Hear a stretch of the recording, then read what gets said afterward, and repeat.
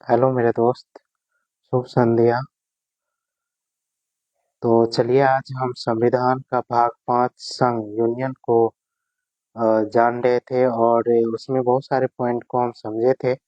आज थोड़ा सा उससे हम आगे चलेंगे और संविधान का अ, लगभग जो भाग 5 था जिसमें संघ यूनियन था उसका हम अनुच्छेद देख रहे थे। अनुच्छेद 52 यानी कि राष्ट्रपति था। राष्ट्रपति के बारे में जान रहे थे, प्रेसिडेंट क्या है।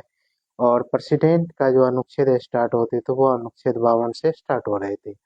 तो अनुच्छेद 52 में जो हम आर्टिकल 52 था उसमें हम देखे थे पहला जो अनुच्छेद था राष्ट्रपति का पहला अनुच्छेद यानी कि आर्टिकल 52।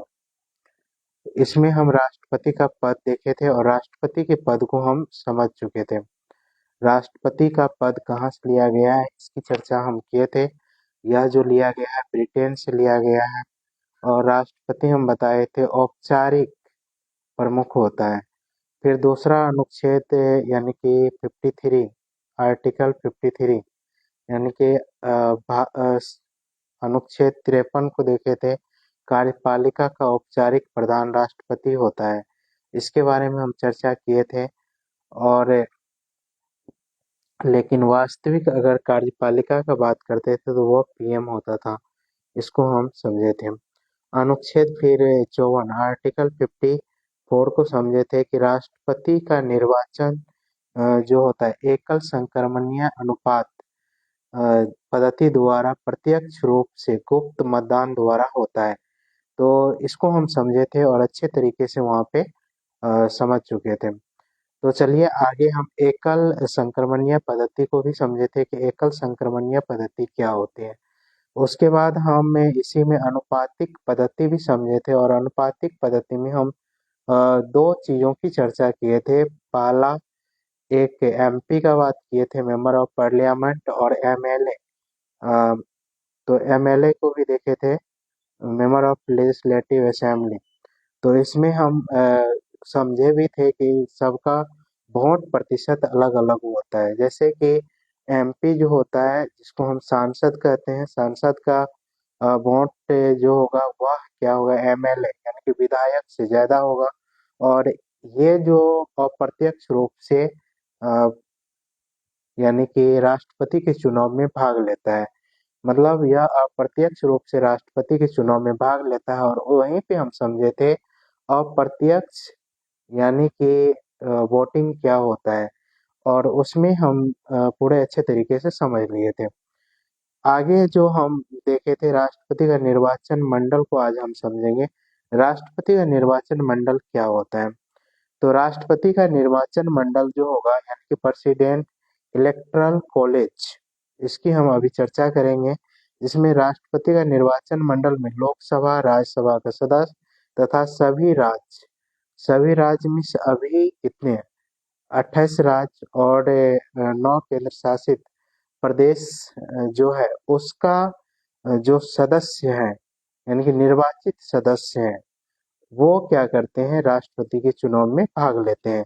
ये हम निर्वाचन में यानी कि राष्ट्रपति का निर्वाचन मंडल की हम चर्चा किए थे। इसमें आगे इसी में हम बताए थे, एक चीज आपको यहाँ पे समझ लेना है कि जो राज यानी कि संसद का 3 अंग पढ़े थे जिसमें राष्ट्रपति था, यानी कि राज्यसभा था, लोकसभा।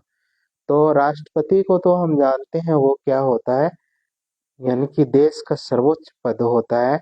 बट उसके चुनाव में जो है कौन लेगा, राज्यसभा और लोकसभा का सदस्य भाग लेता है। राज्यसभा का सदस्य यानी कि जो भाग लेगा, उसके बाद आपको एक चीज को और समझना है कि इसी में जो 12 मनोनीत सदस्य होता है राज्यसभा के, 12 मनोनीत सदस्य जो होते हैं वो राष्ट्रपति के निर्वाचन में भाग नहीं लेंगे। और 12 मनोनीत सदस्य कौन था राज्यसभा का, इसका हम आगे चलकर ही चर्चा करेंगे। राज्यसभा का 12 जो मनोनीत सदस्य है ये कौन कौन होता है। जैसे कि कला के क्षेत्र में प्रसिद्ध व्यक्ति होगा, फिर यानी कि सांस्कृतिक क्षेत्र में बहुत अच्छे जानकार होगा, या फिर विज्ञान के क्षेत्र में अच्छे जानकार होगा, समाज सेवी, ये सब होते हैं जो भारत के दिग्गज व्यक्ति होते हैं, जिसकी एक अपनी पहचान होती है। यही राज्यसभा का मेंबर होता है, और ये क्या करता है, राष्ट्रपति के चुनाव में भाग नहीं लेता है। तो इतना अभी समझेंगे।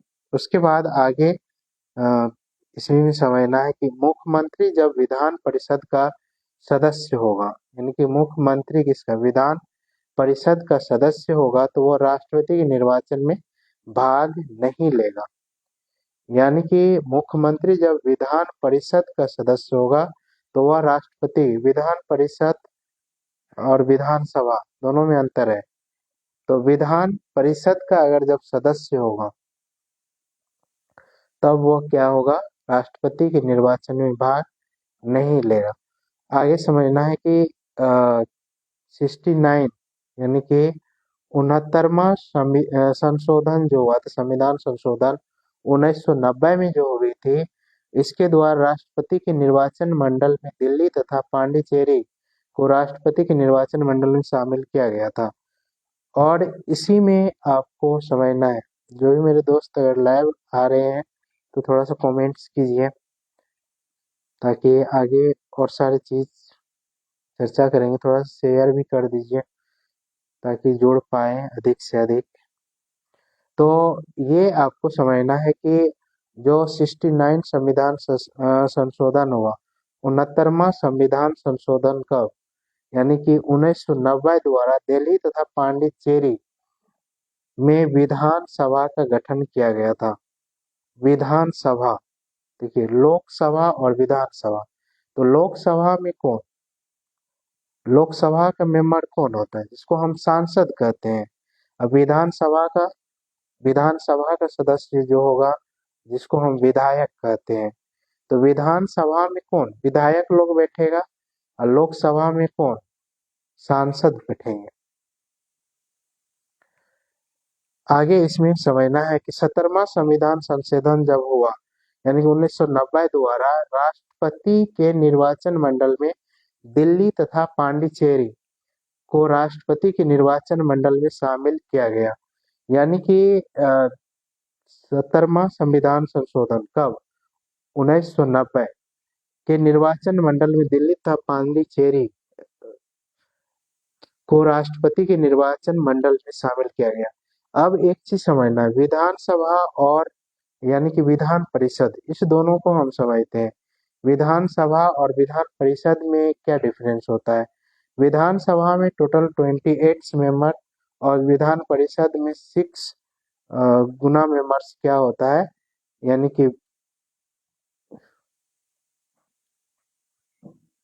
कि पूरे राज्य में जो होता है वो क्या होता है, विधान परिषद नहीं होता है, जिसकी वजह से 6 गुना भाग नहीं लेते हैं। आगे चल करके इसका चर्चा करेंगे, क्योंकि बोर्ड पे इसको पूरा स्ट्रक्चर वे में जब अगर हम देखेंगे, तब समझ में आएगा कि विधानसभा और विधान परिषद में डिफरेंस क्या है। विधानसभा का 28 मेंबर और विधान परिषद का 6 गुना मेंबर, यानी कि भाग क्यों नहीं लेता है, किसमें, राष्ट्रपति के चुनाव में। सांसद, आपको समझना है सांसद का क्या होता है। विधान मंडल में दो, एक होगा क्या, विधानसभा, और एक होगा विधानसभा और राज्यसभा। यानी कि सॉरी, एक मिनट, विधानमंडल का दो भाग, एक होगा विधानसभा और होगा एक विधान परिषद। और सांसद जो होता है उसका भी दो कंपार्टमेंट होगा, एक होगा लेजिस्लेटिव असेंबली और एक होगा राज्यसभा। तो जो यानी कि लोकसभा होता है, लोकसभा का जो मेंबर अभी जो वर्तमान समय में है, वह 543 है, और राज्यसभा 245 चुन करके जाते हैं। तो इसमें 12 मनोनीत सदस्य होता है, जिसका यानी कि प्रत्यक्ष रूप से वोटिंग नहीं होता है। उसको कौन चुनता है, तो उसे राष्ट्रपति चुनता है, ये भी याद रखना है। राष्ट्रपति के द्वारा कितना 12 मनोनीत सदस्य होते हैं। उसके बाद आगे समझना है कि दो या दो से अधिक राज्यों की विधानसभा, जो दो या दो से अधिक राज्यों की विधानसभा भंग भी रहेगी तो राष्ट्रपति का निर्वाचन करा लिया जाएगा। यानी कि जैसे कि मान लीजिए इलेक्शन का टाइम हुआ और इलेक्शन के टाइम में क्या होता है, विधानसभा यानी कि विधानमंडल क्या होती है, भंग हो जाती है, विधानसभा भंग हो जाता है। तो उस समय क्या होगा, उस समय भी राष्ट्रपति का चुनाव यानी कि नहीं रुकेगा, तो भी क्या होगा, राष्ट्रपति के चुनाव होंगे ही होंगे। याद रखना है इसको। दो राज्य का अगर क्या होगा, विधानसभा अगर भंग है तो भी क्या होगा, राष्ट्रपति का चुनाव होगा। आगे हम देखते हैं और आगे समझते हैं।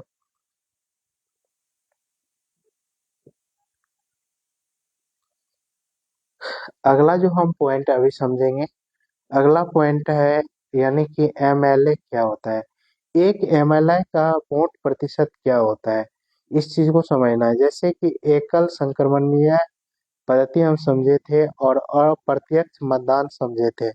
अप्रत्यक्ष मतदान में हम देखे थे कि राष्ट्रपति का जो चुनाव होता है वह अप्रत्यक्ष रूप से होता है।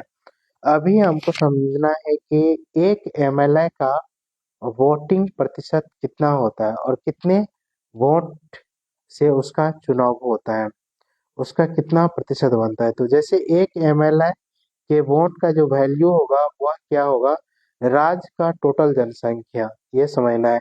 राज्य का टोटल जनसंख्या बटे राज्य का कुल एमएलए गुना क्या होगा 1000। एक एमएलए के क्या होता है, वोटिंग की वैल्यू होती है। जो एक एमएलए की वोटिंग का वैल्यू होगा वो क्या होगा, राज्य की कुल जनसंख्या बटे राज्य का कुल एमएलए। जैसे कि अभी बिहार का बात करें तो 243 एमएलए है। तो अगर जो हम कहेंगे एक एमएलए का यहाँ पे बिहार में उसका वोट का कितना प्रतिशत होगा या उसके वोट का कितना वैल्यू होगा, तो टोटल राज्य, जैसे बिहार के टोटल राज्य यानी कि बिहार राज्य में जो टोटल मेंबर्स है यानी कि जितने भी पीपल्स हैं, लोग हैं, उनकी जनसंख्या मतलब जनसंख्या बटे हम क्या कर देंगे, एमएलए की संख्या गुना क्या हो जाएगा 1000। एक एमपी का वोट का प्रतिशत क्या होगा, तो जो एक एमपी यानी कि मेंबर ऑफ पार्लियामेंट का जो वोट का प्रतिशत होगा वह क्या होगा, कुल एमएलए का वोट। याद रखना जितने भी एमएलए हैं पूरे देश में उसका वोट बटे क्या हो जाएगा, कुल निर्वाचित सांसदों की संख्या, यानी कितने सांसद खड़ा हो रहे हैं। जैसे कि 243 क्या होता है, खड़ा होता है, अब प्लस क्या हो जाएगा 233, 243 प्लस 233, यानी कि ये 245 होता है राज्यसभा का, लेकिन यहाँ पे हम कितना लेंगे, जितना निर्वाचित है उतना। तो एक एमएलए का वो क्या हो जाएगा, वोटिंग प्रतिशत हो जाएगा। तो अभी चीज में हम अभी तक जो पढ़े हैं समझे हैं जान रहे हैं, क्योंकि ये संविधान का हम पाठ से देख रहे थे, संविधान के पाठ यानी कि भाग जो था 22 भाग में से ये पांचवा भाग जान रहे हैं। पांचवा भाग में क्या है, संघ है, यूनियन है। यूनियन का जो हम देखे थे, यूनियन में संघ में जो पहला पॉइंट पढ़ना होता है वो राष्ट्रपति प्रेसिडेंट पढ़ना होता है। और प्रेसिडेंट में हम देख रहे थे आर्टिकल 52 से लेकर के हम आर्टिकल 61 तक देखे थे। और करीब 5 बजे ये हम समझे थे। और उसके बाद हम टोटल इसको वोटिंग प्रतिशत को समझे थे कि जो प्रेसिडेंट होती है, राष्ट्रपति होती है, वो क्या होता है। राष्ट्रपति का मतलब हम समझे थे कि राष्ट्रपति जो होता है वो यानी कि इसकी जो यानी कि औपचारिक पद होता है, औपचारिक प्रमुख होता है देश का। लेकिन वास्तविक शक्ति जो होती है वह किसके पास होता है, प्रधानमंत्री के पास। क्योंकि मेन हेड जो होता है देश का वह प्रधानमंत्री होता है। अगर प्रधानमंत्री का पद खाली है उस समय पावरफुल कौन हो जाएंगे, वो होंगे राष्ट्रपति होंगे। और पूरा पावर जो होता है कमांडिंग संभालना होता है उसको।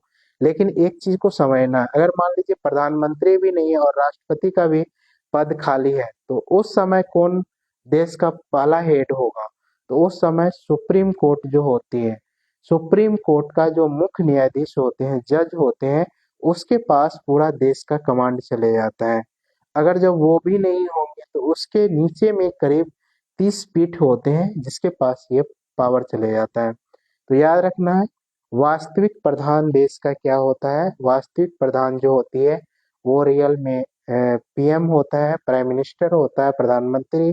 लेकिन औपचारिक प्रधान की बात करेंगे तो औपचारिक प्रधान जो होता है वह कौन होता है? राष्ट्रपति होता है।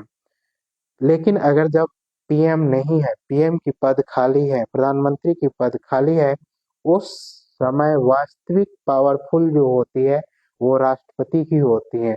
अगर मान लीजिए राष्ट्रपति भी नहीं है तो वो पावर किसके पास?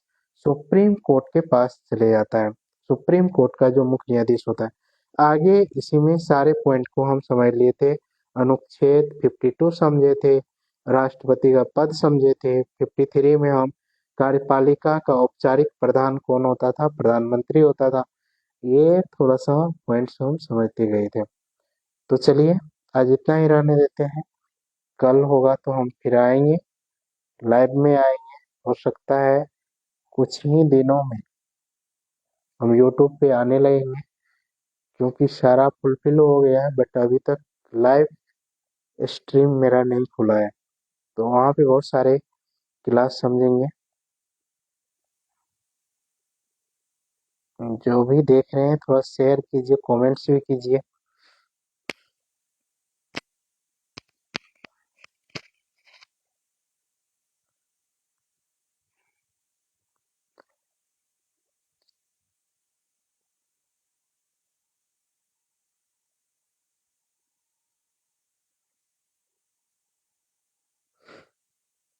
ठीक है, आज इतना ही रहने देते हैं क्योंकि टाइम ज़्यादा हो गया।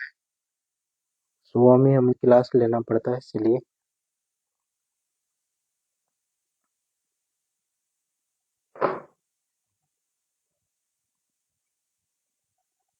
ठीक है मेरे दोस्त, जय हिंद, गुड नाइट।